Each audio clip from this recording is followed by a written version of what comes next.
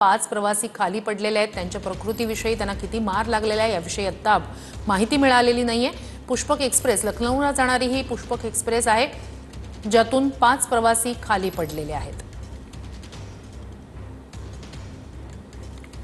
तर या सगळ्या संदर्भात आपण जनसंपर्क अधिकारी स्वप्नील लीला यांच्याशी बोलणार आहोत। फोन लाईन वरून ते आपल्या सोबत जोडले गेलेले आहेत। स्वप्नील जी, तुम्ही या संपूर्ण प्रकरणाबद्दल काय अपडेट देऊ शकाल? या 5 प्रवाशांच्या प्रकृतीबद्दलची नेमकी काय माहिती आहे? आतापर्यंत जी माहिती आपल्याला मिळालेली आहे त्यानुसार 5 व्यक्ती जे आहेत ते मुंब्रा स्थानकाच्या जवळ कुठल्या ट्रेन मधनं पडलेले आहेत। जी कसाराला जाणारी गाडी होती त्याच्या गार्डनी ही माहिती आपल्याला दिलेली आहे।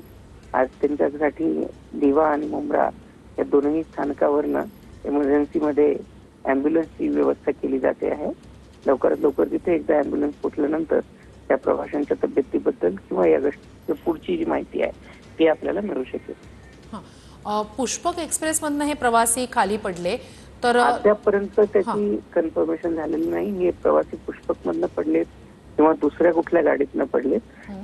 तिथून जी होती ती कसाराला जाणारी लोकल आणि पुष्पक या दोनही गाड्या बाजूबाजूने पास होत होत्या त्यावेळेस हे झालेलं आहे।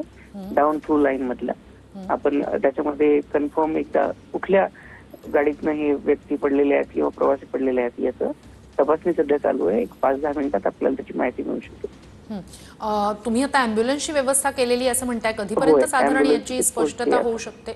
ॲम्ब्युलन्स आपण ऑलरेडी तिथे सांगितलेली आहे। 5 ते 10 मिनिटात तिथे ॲम्ब्युलन्स पोहोचली आहे।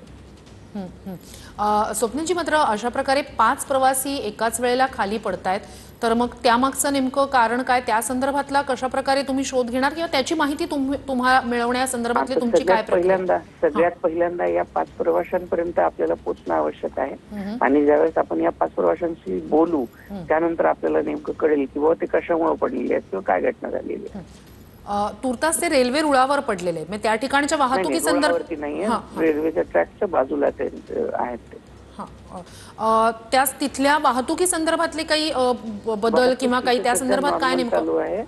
वाहतूक तिथली नॉर्मल चालू आहे। तिथे कुठल्याही प्रकारची वाहतुकीमध्ये आतापर्यंत कुठल्याही प्रकारची अडचण आलेली नाही, बाधा नाही।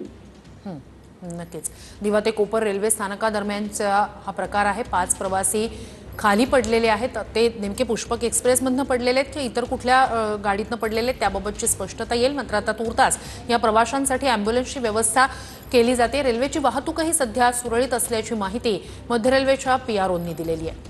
तुर्तास धन्यवाद।